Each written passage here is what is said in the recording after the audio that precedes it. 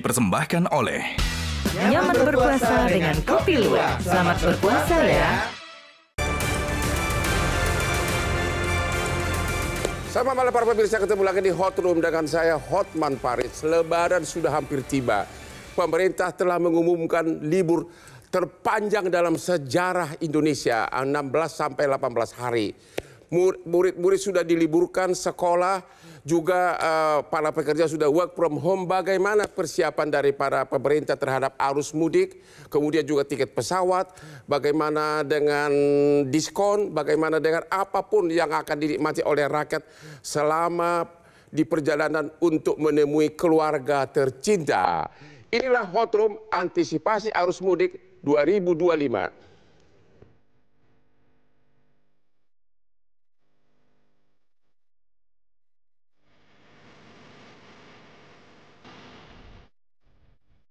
Mudik tidak hanya tentang pulang kampung.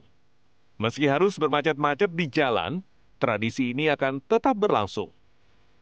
Dudi Purwagandi, Menteri Perhubungan Republik Indonesia menyampaikan, pemerintah telah menyiapkan sejumlah strategi mitigasi guna mengantisipasi lonjakan jumlah pemudik angkutan Lebaran tahun ini.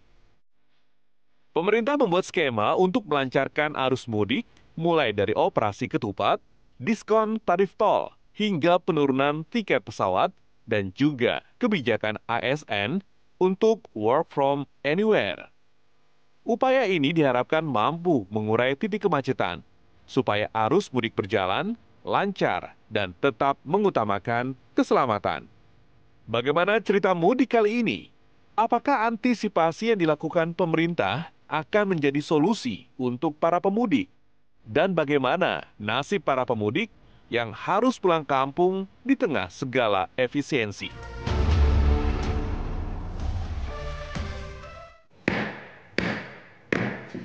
Menjelang pulang kampung, tentu pekerjaan harus segera dibereskan. Contohlah Hotman Paris yang selalu minum kopi di subuh hari. Karena itu membuat saraf kita siap dan juga mencegah amnesia. Inilah kopi luwak hitam premium.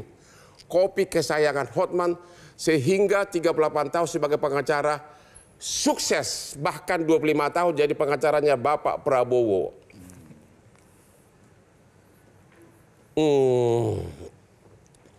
Bapak Kakor Lantas, Irjen Pol Agus Suryo Nugroho. Ya. Bapak bisa terangkan apa kesiapan dari kepolisian atas arus mudik ini? Baik, terima kasih Bang Hotman. Ya. Operasi ketupat, Ya. bagaimana bahwa operasi ketupat ini adalah operasi kemanusiaan. Ya. Jadi yang dilaksanakan khusus Jawa, Lampung, dan Bali itu mulai tanggal 23 sampai tanggal 8. Tetapi untuk yang di luar Polda tadi, di luar itu tanggal 26 sampai tanggal 8. Oleh sebab itu kemarin Bapak Kapolri langsung memimpin gelar pasukan kesiapan operasi ketupat berada di Jawa Timur. Ya. Dari operasi ketupat ini yang paling terpenting adalah keselamatan. Baik itu pemudik, arus balik dan lain sebagainya. Maka dari itu ada 4 klaster yang harus kita persiapkan ini Bang Hotman. Yang pertama adalah jalan tol. Jalan tol harus kita kelola secara maksimal. Baik itu nanti rest areanya, terus travel spotnya, black spotnya, itu harus kita kelola. Caranya gimana? Ya nanti menempatkan orang atau gimana? Nanti di samping ada pola kontraflow, ada one way, tentunya juga ada pos-pos sepanjang di jalan tol. Yang kedua, jalan nasional tuh Bang Hotman. Ya. Jalan nasional juga kita kelola, baik itu Pantura, jalur selatan, baik Jawa Barat, Jawa Timur, sampai di Medan. Ya. Kita harus persiapkan semuanya. Terus yang ketiga adalah tempat-tempat penyeberangan. Ya. Pelabuhan, udara, terminal, stasiun, kita persiapkan semuanya. Yang terakhir, yang keempat adalah tempat-tempat wisata, tempat-tempat kegiatan agama, dan jalur-jalur yang menuju tempat-tempat wisata harus kita kelola dengan baik, skenario daripada buka tutup dan alih arus rekayasa lalu lintas. Udah siap tuh Bang. Arus puncak mudik tanggal berapa? Ini akan kita analisa, Ya, karena tanggal 28 arus puncak itu tidak bisa diprediksi. Ya. Karena nanti dari jasa marga yang bisa menghitung. Ada yang bilang tanggal 28. Ya, biasanya itu H-3 itu menjadi arus puncak. Sehingga nanti akan kita bandingkan H-7 tahun lalu itu berapa yang melintasi Cikatama. Nanti beliau yang bisa ngitung. Ya. Nah, maka dari itu prediksi kami memang puncak arus mudik itu di tanggal 28. Tanggal 28. 28. Kira-kira berapa pasukan, berapa anggota yang dikerahkan itu? Untuk program ini kan perlu kesiapan. Apakah semua kepolisian nggak libur nih? Ya, kalau kita kan tidak pernah libur, Bang. Apalagi ini operasi kemanusiaan. Jadi yang dilibatkan dalam operasi Ketupat itu Polri-nya itu 93.000. 93.358. Kenapa hanya tadi di tiga wilayah yang diprioritaskan pertama? Enggak, 8 Polda. Oh, 8 Polda di ya. Jawa, di Lampung dan Bali. Ya. Karena satu di Bali itu ada irisan dengan Lebaran dengan Nyepi. Oke. Terus yang kedua work from anywhere. Jadi hampir sekitar 60% pergerakan pemudik itu menuju ke Trans Jawa. Oke. Yang ke Medan itu kurang lebih hanya 30% yang melalui Merak dan Bakauheni. Ya.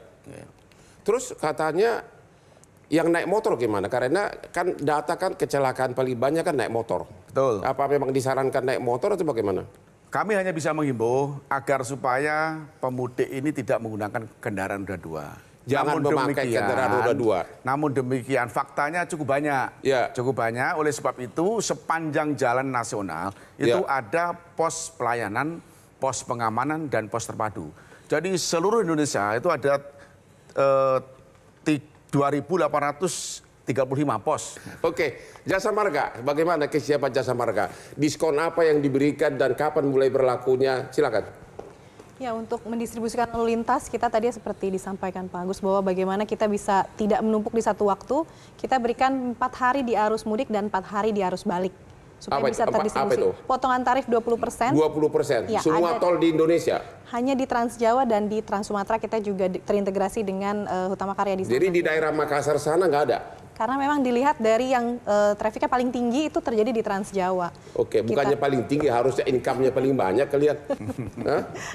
Ya, dan ini perlu diketahui bahwa ini hanya untuk perjalanan menerus dari Jakarta sampai Semarang. Jadi untuk yang hanya tap in di gerbang tol Cikampek Utama dan tap out di gerbang tol Kalikangkung di Semarang. Hanya jangka yang apa?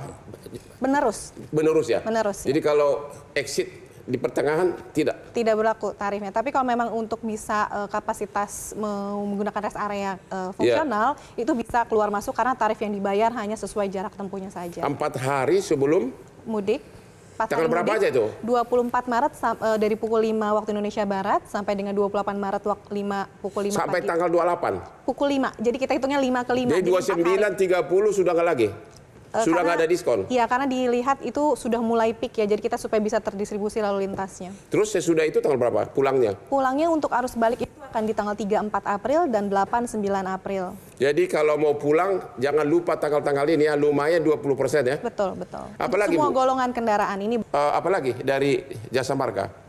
Untuk tadi dari sisi aspek kelancaran, kita juga sudah menambahkan kapasitas gardu di gerbang tol Cikampek Utama, karena itu merupakan gerbang tol tersibuk. Ya. Lalu kita juga siapkan tadi ada rekayasa lalu lintas bekerja sama dengan Korlantas. Kita siap nanti apabila dibutuhkan kontraflow, one way, ada pembatasan angkutan barang, ada implementasi ganjil genap. Itu kita juga siapkan. Kita ada indikator-indikatornya nanti akan bisa kami sampaikan. Tapi yang paling sering terjadi kan di gerbang tol. Di mana-mana gerbang tol itu adalah penyebab kemacetan paling parah. Gimana ngatasinya itu? Kita tambahkan juga petugas di sana 738 personil, kita tambahkan. Maksudnya petugas atau gerbangnya yang ditekan? Yang itu kan gerbang gerbang keluar masuknya ini. Petugasnya itu bawa mobile reader, jadi bisa jemput transaksi, jadi bisa bertransaksi juga tidak hanya di gardu-gardu yang sudah ada. Jadi kita tambahkan kapasitas transaksinya. Ya. Terus mengantisipasi kecelakaan masih seperti di apa tuh yang mau ke Bandung itu selalu terjadi kecelakaan besar-besaran, gimana itu? Ya, kita evaluasi kemarin apabila kita tambahkan secara teknologi maupun secara sistemnya, kita rapatkan rambu-rambunya, kita juga ada safety car, safety patrol buat bisa menjaga kecepatannya itu dengan kecepatan yang optimal. Itu banyak langkah-langkah yang kita lakukan, rambu-rambu kita tambah, dan secara teknologi juga kita siapkan CCTV yang berbasis untuk bisa manajemen insiden ya. Jadi untuk bisa memberikan informasi dan juga petugas supaya bisa Jadi ini apakah akan sama dengan kepolisian? Nanti orang Jasa Marga juga akan turun semuanya untuk membantu rakyat? Betul sekali. Kita juga sudah kick off kemarin di tanggal 19 Maret. Mulai tanggal 19 Maret kita sudah ready di seluruh Jasa Marga Group, tidak hanya di Jawa, tapi juga di Nusantara, Medan, Bali juga ya, kita sudah ready. Oke, untuk sementara kita istirahat dulu. Kita sudah dengar tadi bahwa bapak-bapak polisi dan Jasa Marga menjadi pahlawan bagi para warga di kala Lebaran mau tiba. Ketemu lagi di Hot Room.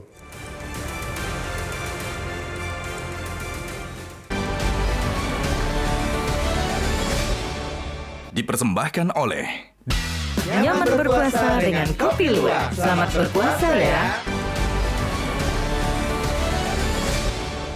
Dipersembahkan oleh Nyaman berpuasa dengan Kopi Luwak. Selamat berpuasa ya. Ketemu lagi di Hot Room, puncak arus mudik tanggal 28. Orang akan bergembira ketemu dengan sana keluarganya. Bagaimana kesiapan kita? Halo Pak DPR, ya. Apa peranan DPR untuk menyelamatkan, membantu rakyat pulang ke keluarga masing-masing? Ya. Tadi ada diskon 20%. Sudah jubel kok cuma 20% diskonnya Pak, harus tarif tol? Ya, terima kasih Bang Hotman, semuanya. Kami di Komisi 5 itu setiap momen-momen nasional begini itu selalu melakukan rapat koordinasi, Bang. Ya. Dengan PU, dengan Perhubungan, dengan Pak Kakor Lantas, ya, termasuk BMKG dan Basarnas. Ya. Karena ini stakeholder yang selalu mengawal demi 3 hal. Ya. Yang pertama keselamatan, yang kedua keamanan dan kenyamanan. Itu yang ingin kita tekankan. Pertama kita bicara nama jalan tol misalnya, ya, lalu lintas andalan untuk masyarakat kita mudik. Ya. Di jalan tol itu kita selalu mengenal namanya SPM. Apa itu? Standar pelayanan minimum yang harus dilakukan oleh BUJT. Ya. Yang wajib melakukan itu siapa? Pengelola jalan tol, BUJT. Jasa Marga. Oh ya, pengusahanya.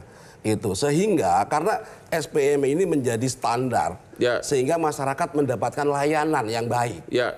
Karena orang masuk tol itu bayar. Ya. Dia harus dapat kecepatan rata-rata minimum yang ditentukan oleh peraturan pemerintah. Terus caranya gimana dalam mengatasi? Hal ini, Bang, ya, kecepatan diatur oleh pemerintah itu sekarang di PP 23 nomor 2024, itu minimum di jalan tol itu harus 80 km per jam untuk antar kota. Ya. Kalau di dalam kota 60 km per jam. Ya. Nah, jadi nanti kita lihat apakah kecepatan rata-rata itu bisa dicapai. Kalau di gerbang tol gimana? Kan paling macetnya di situ. Sama, artinya itu kecepatan rata-rata, Bang. Oh, ya, gitu. Kecepatan rata-rata. Jadi kalau terjadi hambatan, ya, kemudian terjadi penumpukan. Jadi BUJT bukan hanya ngumpulin uang dari rakyat yang mudik, tapi harus dikasih kompensasi yang memadai. Yaitu? Selain diskon, ya, 20%. Saya dulu, fokus dulu. Ya. 20% diskon. Iya. Menurut Bapak itu kekecilan nggak? Terlalu kecil, Bang. Ya, terus Bapak sebagai DPR gimana? Kenapa nggak berteriak? Kita akan audit, Bang. Ini semuanya kita ingin masyarakat dilayani dengan baik. Sesuai dengan apa yang kan masih ada waktu nih. Oh iya. Masih ada waktu, masih sempat untuk marah-marah gitu loh, panggil Jasa Marga. Sekarang kita lagi prepare, Bang, dengan semuanya. Kita audit mitigasi, ya, termasuk dengan PU, Perhubungan, ya. Kita kemarin dimitigasi di mana pos-pos yang kemungkinan rawan banjir, rawan longsor, itu PU menyiapkan alat-alat berat, ya, sehingga perjalanannya bisa lebih lancar, ya, termasuk Pak Kakor Lantas gitu. Bener, Bang, beliau ini jadi dewanya jalanan ketika mudik. Kalau suruh belok kanan, dewa penyelamat rakyat sementara. Tapi betul. Tentu di Kakor Lantas akan mengarahkan, ya, mana jalur-jalur yang baik gitu, ya, yang nyaman, yang aman buat pemudik. Tentu itu Pak Agus dengan perangkatnya akan memitigasi itu. Yang kedua, ini yang menarik selain urusan dengan darat, itu urusan dengan tiket pesawat. Ya, itu dia tuh. Ya, jadi pemerintah. Saya itu paling sering dansa ke Bali, tiketnya nggak pernah turun waktu Tapi kalau Bang Hotman nggak kena. Hah? Bang Hotman nggak kena. Emang waktu beli tiket ditanya agamanya? Diskonnya ini untuk ekonomi dan domestik. Ya. Kalau Bang Hotman pasti bisnis, jadi kena diskon. Oh, ekonomi doang, pantas saya nggak pernah dapat diskon. Jadi untuk tiket ekonomi, Bang, itu pemerintah, ya, memberikan subsidi, ya, 6% PPN yang harusnya 11% dibayar. Ya. Kemudian Angkasa Pura sesuai permintaan Pak Menhub itu meminta diskon 50% dari airport tax, ya. Bahkan Bu Sri Mulyani sudah menyampaikan akan memberikan untuk diskon tiket ini Bang dari uang negara itu 286 miliar. Gini deh, rakyat kan nggak ngerti apa itu PPN. Ya. Berapa persen harga tiket? Nah ini yang saya mau sampaikan. Ini yang saya langsung aja langsung ke angkanya ya, gitu. Rakyat kan taunya itu. Ya, ini yang saya mau sampaikan Bang. Ya. Kemarin dalam RDP kita juga terungkap. Ya. Kita sudah cek tiket 7 hari sebelum hari H dan tiket 30 hari sebelum hari H. Ya. Harganya sama. Oke. Nah, sementara kan pemerintah sudah kasih fasilitas diskon. Ya. Ya, bahkan Bu Sri Mulyani menyampaikan 286 miliar untuk diskon tiket pesawat. Ya. Nah, ini akan kita dalami nanti Bang. Jadi belum ada kepastian. Loh iya, makanya kita tanya kemarin ke pihak maskapai, baik Garuda, Citylink, Lion Group dan seterusnya. Kenapa kok harga tiketnya sama? H-7 sama H-30. Ya. Nah ini yang akan menjadi pertanyaan. Makanya kita nanya nanti tiket Anda ini berapa harganya? Setelah dikurangi PPN yang 6%, dikurangi airport tax yang 50%, harusnya jadi berapa? Kalau transportasi lain, kereta api ada diskon nggak? Kereta api saya cukup salut ya Bang ya. Karena mereka membuat ada program itu mudik gratis. Mudik gratis dengan mengangkut sepeda motornya Bang. Kemarin saya konfirmasi ke Pak Dirjen itu ada 18.000. 18.000 pemudik dengan bawa motor.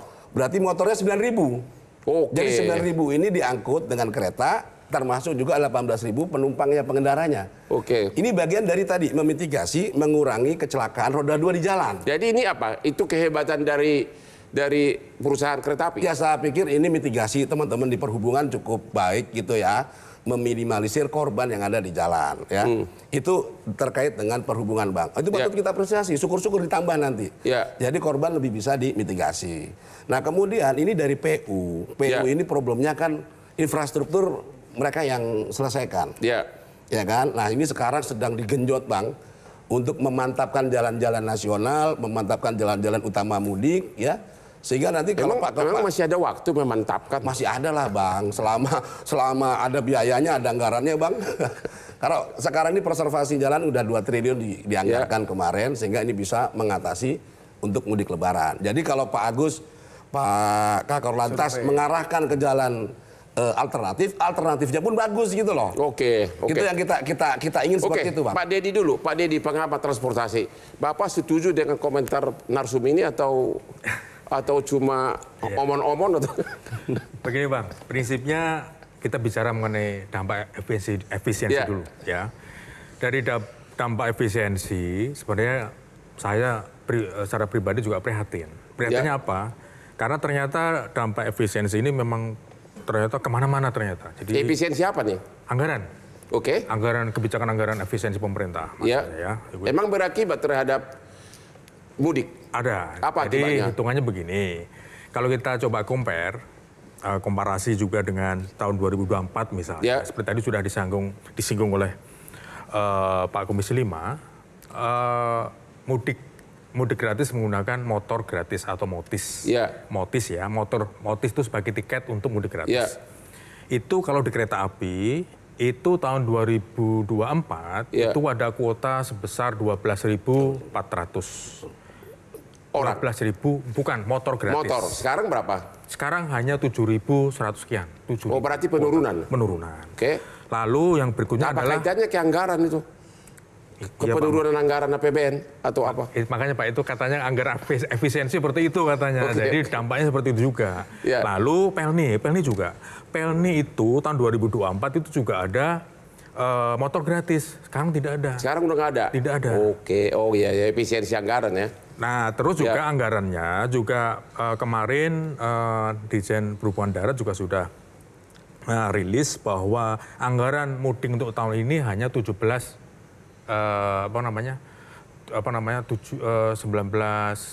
M darat. Anggaran mudik apanya?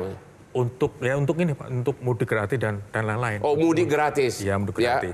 Yang tahun lalu itu 20 M.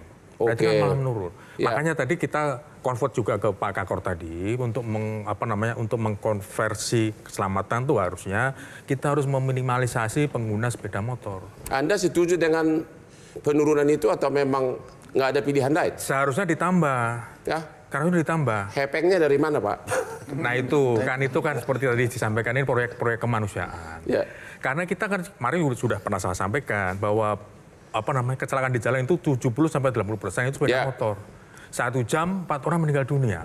Ya. Nah, jangan sampai perayaan Lebaran kita ini malah justru menjadi duka yang seharusnya menjadi kebahagiaan. Ya. Nah, seharusnya makanya kalau untuk mudik gratis, seharusnya untuk kuota motor gratis seharusnya ditambah. Karena mengapa harus motor?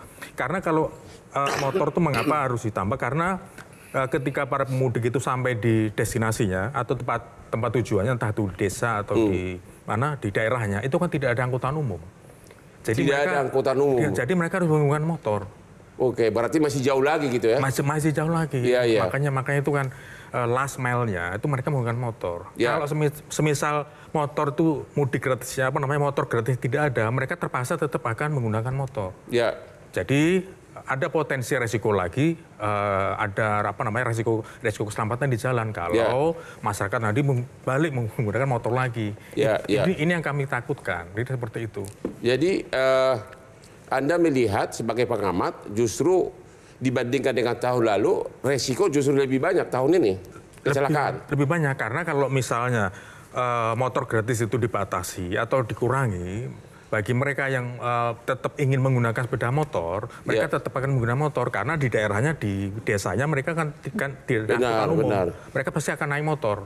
Kalau semisal mereka ada mudik gratis, mungkin sampai di Solo mudik gratis, lalu mereka sampai ke Wonosari misalnya, sampai ke Klaten, mereka naik apa kalau nggak ada motornya? Itu Pak kira-kira. Oke, ternyata masih banyak hal yang harus diperhatikan. Temu lagi di Hot Room.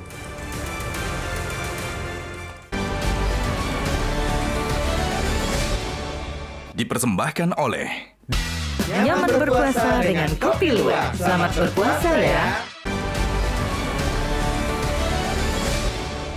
Dipersembahkan oleh Nyaman berpuasa dengan Kopi Luwak. Selamat berpuasa ya. Temu lagi di Hot Room. Kalau kamu tidak percaya bahwa Hotman itu sudah bangun jam 4 pagi, WA lah saya tiap pagi.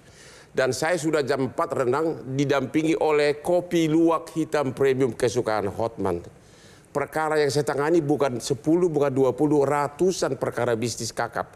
Hampir semua naga-naga Indonesia itu memakai Hotman Paris. Cuma ini kopi luwak ini oke banget, oke?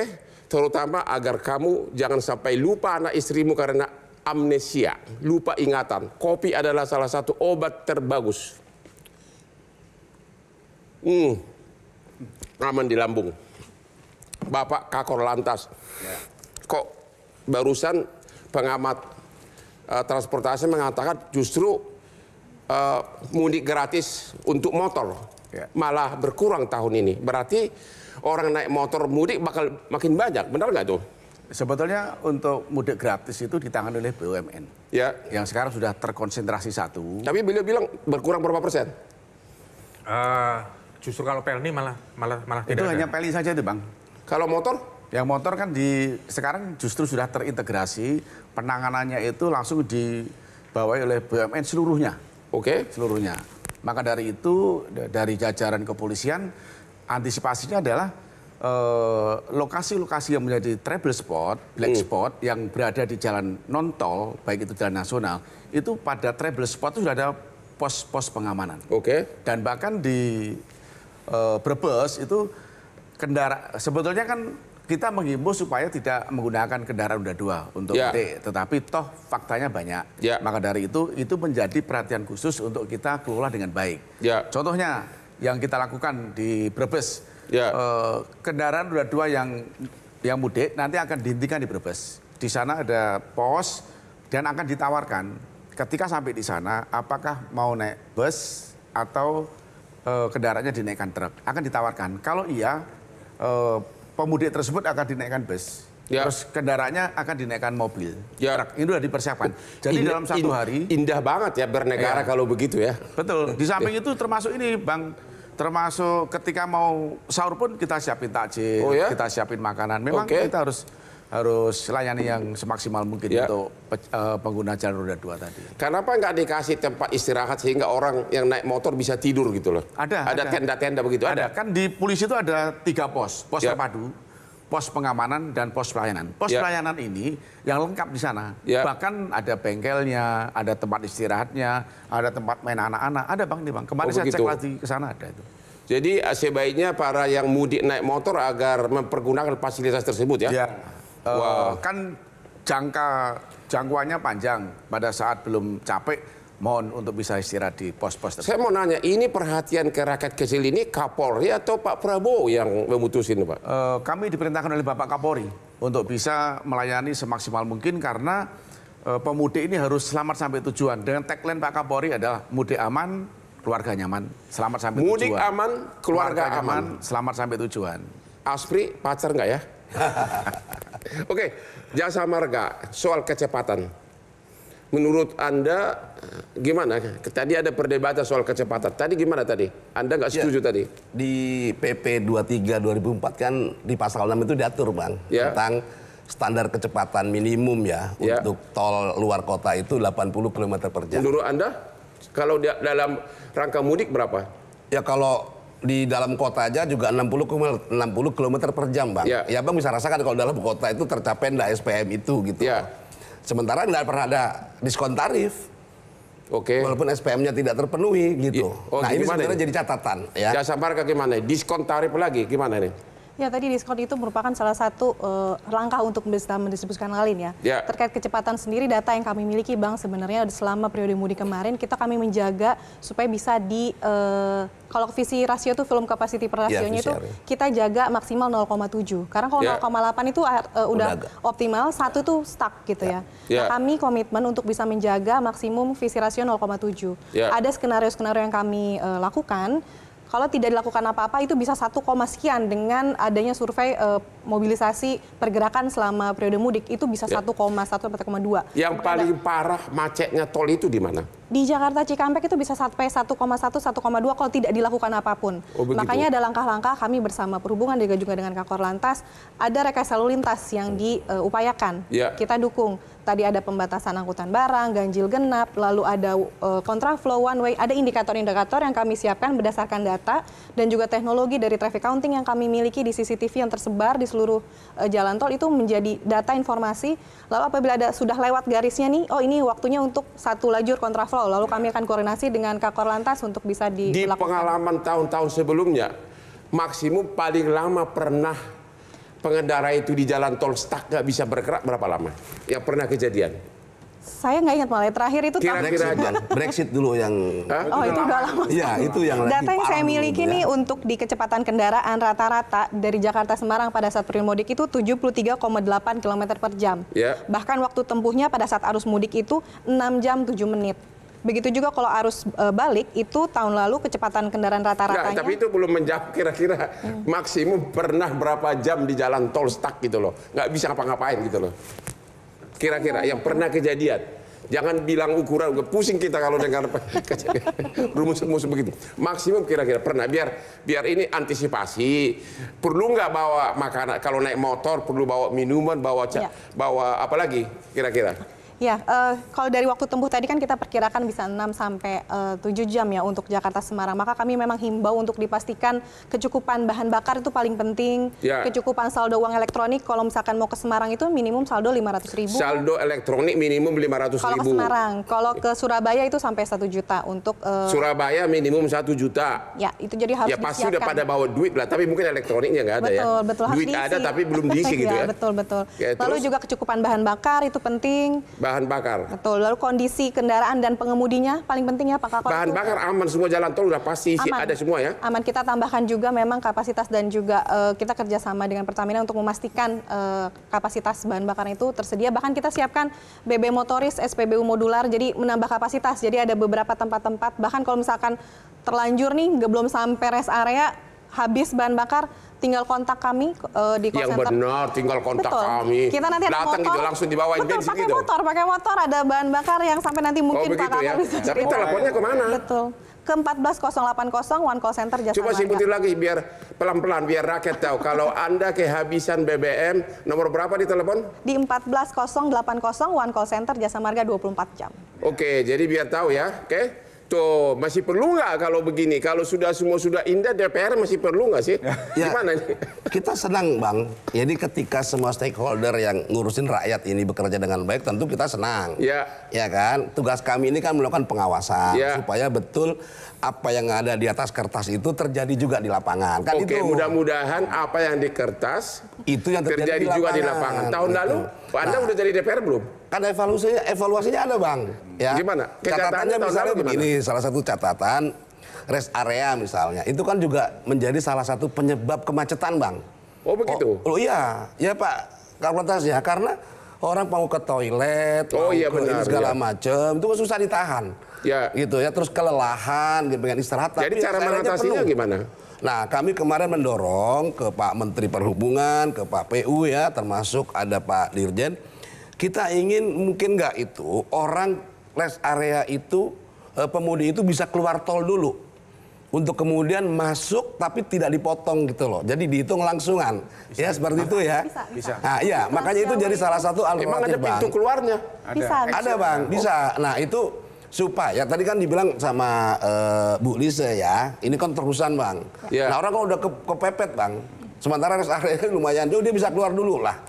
Nanti dia bisa masuk lagi isi BBM. Gitu. Atau bakal terjadi itu atau baru wacana? Kita sarankan seperti itu. Ya, gimana? Jadi kalau tarif, kan mereka yang betul yang ngutip dia.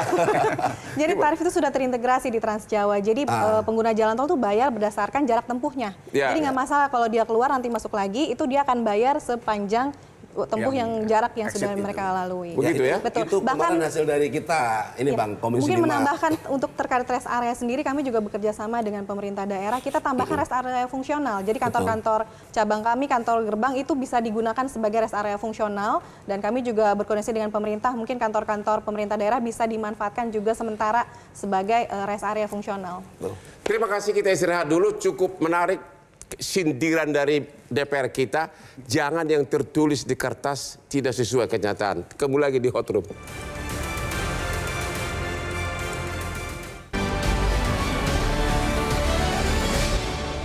Dipersembahkan oleh Nyaman berpuasa dengan Kopi Luwak. Selamat berpuasa ya. Dipersembahkan oleh Nyaman berpuasa dengan Kopi Luwak. Selamat berpuasa ya. Oke, di segmen terakhir ini kita akan kasih kepada narsum untuk memberikan nasihat kepada para warga yang mau mudik. Kita mulai dengan Kakor Lantas Pak Irjen Pol Agus. Apa nasihat Bapak kepada para calon pemudik yang ini 18 hari libur terpanjang dalam sejarah dunia, Singapura cuma 1 hari. Baik, terima kasih. Operasi Ketupat adalah operasi kemanusiaan. Yang paling terpenting adalah keselamatan. Maka dari itu, kepada para pemudik, betul-betul siapkan mudik dengan optimal mulai sekarang. Saya mau berangkat kemana, menggunakan moda transportasi apa, kalau kendaraan pribadi kesiapannya seperti apa, kalau kendaraan roda 2 harus bagaimana. Maka dari itu yang paling terpenting para pemudik adalah ketika kita menggunakan kendaraan pribadi yang cukup besar, itu siapkan betul kondisi kendaraannya. Siapkan kondisi kendaraannya. Kalau motor gimana? Kalau motor silakan nanti mampir di pos-pos pelayanan. Di sana akan dilayani. Bila perlu nanti akan kita naikkan bus untuk penumpangnya. Motornya akan kita bawa dengan truk. Pelayanan hebat. Tujuan. Bus disediakan. Apalagi yang kurang dari pemerintah untuk Anda-Anda. Jasa Marga, apa saran dari Ibu untuk para calon pemudik ini? Ya, Jasa Marga secara grup siap untuk memberikan pelayanan yang tadi ada 3 aspek keselamatan, kelancaran, dan kenyamanan kita perhatikan. Dan sama bagaimana masyarakat khususnya yang ingin menggunakan jalan tol itu bisa melakukan persiapan kecukupan bahan bakar, saldo uang elektronik, lalu juga saldo uang elektronik perlu itu ya? Betul, supaya nanti tidak kurang, akhirnya bikin antrian. Dan yang paling penting juga cari informasi sebanyak-banyaknya. Kami punya aplikasi Travoy yang sangat lengkap, karena dari situ bisa ada semua informasi terkait rencana rekayasa lalu lintas, rest area ada di mana aja, SPKLU ada di mana aja, itu bisa. Dan juga ada fitur kita mau lihat asal sampai tujuannya, tarifnya berapa, gerbang tol mana, dan fitur yang paling favorit adalah CCTV. Jadi masyarakat pengguna jalan tol juga bisa lihat sendiri secara real time kondisi jalan tol di sana. CCTV di mana? Di seluruh ruas jalan tol. Di seluruh ruas jalan ada CCTV, gitu ya? Betul, dan juga kalau ada butuh bantuan atau memberikan informasi, jangan lupa telepon kami di One Call Center 24 jam 14080. Apakah masih mungkin diskon jalan tol itu ditinggikan, dinaikkan? Kata DPR tadi marah-marah tadi. Kami sudah memberikan lebih. Sebelumnya kita tahun lalu itu 4 hari. Tahun ini kita berikan 8 hari, 4 hari pada saat arus mudik dari 24 Iya, dari segi jumlahnya cuma 20%. Bikin kayak 30 gitu loh. Kita tambah juga sekarang, sebelumnya tahun lalu itu tidak ada di Medan, sekarang ada di Medan, di Trans Sumatera. Oh gitu. Betul, jadi dari hari juga sudah bertambah. Jadi itu sudah final ya, nggak bisa naik lagi ya? Betul, betul. Makin kaya jasa marga nih. DPR kita gimana? Apa saran Bapak kepada para pemudik ini yang jumlahnya sangat besar? Ya, terima kasih Bang Hotman. Pertama, evaluasi mudik di jalan tol itu salah satu yang padat itu keluar Pejagan. Keluar apa? Tol Pejagan, Bang. Itu yang akses selatan, tapi keluarnya melalui situ. Ya. Jadi saran saya kepada Pak Menteri PU dan pemerintah secara umum, saya berharap tol Pejagan Cilacap ini kalau ada akan banyak mengurai kemacetan di ruas itu, Bang. Ya, karena dapil saya Banyumas Cilacap, Bang, itu juga aspirasi masyarakat di sana. Jadi ini bisa mengakses jalan ke lintas selatan. Jadi mengurai akan banyak kemacetan, nggak perlu lewat Kuncen lagi, nggak perlu lewat Bumiayu gitu ya. Itu bisa langsung ke Cilacap. Itu pertama. Yang kedua, buat masyarakat yang melaksanakan mudik untuk tahun ini, senantiasa berhati-hati di jalan, jaga kondisi fisik, kalau lelah ya istirahat. Mudah-mudahan perjalanan lancar dan bisa bertemu dengan keluarga. Pak Dedi, pengamat transportasi, apa saran Bapak kepada khususnya yang naik motor dan sebagainya? Ya Anda tadi mengatakan volumenya berkurang tahun ini. Baik, begini, kalau memang teman-teman atau saudara-saudara yang mau mudik, khususnya untuk pengguna roda 2, seperti tadi himbauan dari Pak Polisi, dari kepolisian, memang dihimbau jangan menggunakan sepeda motor. Karena kan jumlah mudik gratis masih banyak. Tadi dari PKS sudah menyediakan, mungkin dari partai lain juga ada. Jadi masalah memang dari daerahnya tidak ada roda 2, saya pikir kita bisalah mungkin naik dengan alternatif kendaraan lain, pasti bisa. Yang kedua, untuk angkutan umum. Untuk angkutan umum, mungkin juga ada pengawasan juga. Mohon ada pengawasan kalau peraturan untuk angkutan umum itu pengemudi maksimal 80 jam. 8 jam sehari. Itu sesuai dengan aturan Kemenaker dan juga aturan ILO di dunia ya. Jadi jangan sampai perusahaan transportasi, perusahaan bus itu mengeksploitasi pengemudi bus itu. Jadi kalau semisal sudah sampai 8 jam wajib istirahat. Apalagi di tol kan sering macet. Ya, kita takut kalau sampai 8 jam itu berarti kan sudah overtime. Dan harusnya secara biologis driver itu harus istirahat. Terus yang ketiga, untuk pemudik yang mau menggunakan umum, khususnya travel saya jangan sampai memang murah untuk travel plat hitam. Untuk travel ilegal, jangan menggunakan travel plat hitam. Kenapa? Karena, jangan mempergunakan travel plat hitam. Maksudnya yang private, ya pribadi. Maksudnya bukan Pak, travel plat hitam pun ilegal Pak. Kalau itulah yang bukan bis resmi gitu. Ilegal. Kalau yang resmi akan plat kuning. Karena mereka dipastikan mereka tidak menggunakan manajemen keselamatan yang tepat. Jadi seperti kecelakaan tahun lalu yang di KM58 itu karena juga plat hitam kan terbakar semua, meninggal semua Pak. Oke, jadi ini perlu diperhatikan oleh para pemirsa, jangan mempergunakan travel plat hitam. Karena apa? Karena pengemudi itu jelas capek. Bisa aja satu sarana mobil travel itu sopirnya hanya satu. Padahal jangka panjang, jarak jauh ya. Balik itu terus dari door to door. Tapi kalau yang travel resmi plat hitam itu satu bus atau satu travel itu kan plat kuning maksudnya. Betul, yang plat kuning itu drivernya kan banyak. Satu bus bisa. Yakin Bapak begitu? Saya nggak pernah lihat ada 2 supir di plat kuning. Travel Pak, biasa begitu. Ya mereka kan mengatur begitu Pak. Mengatur begitu ya. Nah, jadi itu kan masukan yang bagus ya. Manajemen keselamatan. Jadi kalau plat hitam itu biasanya ya satu mobil, satu sopir. Makanya dia kan TikTok. Satu trip dia bisa berkali-kali, maka secara biologis mereka kan capek. Apalagi Pak, selain itu yang kira-kira belum kepikiran? Jangan memakai travel plat hitam, apa lagi kira-kira? Betul, jadi di samping itu biasanya mereka setelah Lebaran itu mereka biasanya rekreasi. Terus? Jadi sebenarnya kecelakaan paling banyak itu justru di tempat-tempat destinasi wisata. Yaitu misalnya? Misalnya mereka menggunakan motor, lalu mereka menggunakan pickup terbuka misalnya gitu Pak. Oke. Jadi jangan sampai pickup terbuka atau mobil plat terbuka digunakan untuk mudik. Itu. Jadi kita tetap... Kalau perampokan kira-kira Pak gimana Pak Kapolri? Pak Kapolri, ini kayaknya calon Kapolri. Kakor Lantas. Perampokan, kriminalitas gimana? Operasi Ketupat itu di samping mewujudkan lalu lintas yang aman, selamat, tertib, dan lancar, juga mengelola Harkam Tipmas. Oke. Jadi bagaimana menjamin keamanan kepada seluruh masyarakat yang merayakan Idul Fitri, termasuk juga plus pada saat ke tempat-tempat wisata. Itu harus dijaga. Jadi ada Krimserse di sana, ada intelijennya di sana, di samping mengelola rekayasa lalu lintas. Udah dipersiapkan semuanya tuh. Satgas namanya Satgas Preventif, Satgas Represif, ada semuanya. Jadi untuk sementara polisi jadi pahlawan kita, begitu kan? Ya monggo silakan. Selamanya Pak, selamanya lah. Sebentar. Oke, jadi kalian sudah dengar semuanya arahan dari para narasumber ini. Mudah-mudahan selamat di tujuan. Tidak ada lagi yang perlu saya simpulkan. Saya sebagai host hanya mengucapkan semoga selamat tiba di tujuan, agar kembali lagi di Jakarta di tengah kemacetan lagi. Dan untuk yang berperkara, untuk sementara stop dulu, hubungi pengacara agar pengacaranya juga libur. Ya, demikianlah akhir dari diskusi kita malam ini.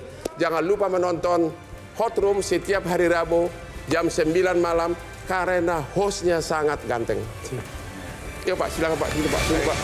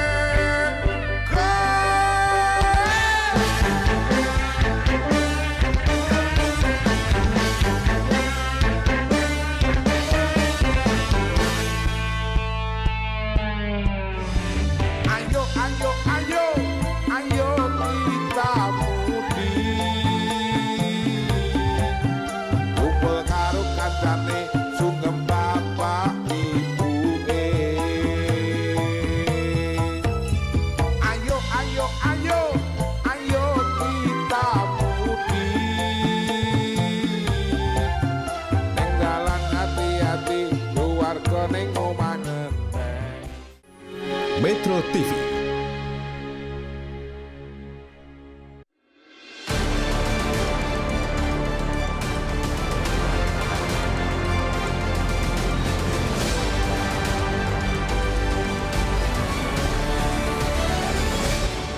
Dipersembahkan oleh Nyaman berpuasa dengan Kopi Luwak. Selamat berpuasa ya. Jelajahi cara baru mendapatkan informasi. Download Metro TV Extend sekarang.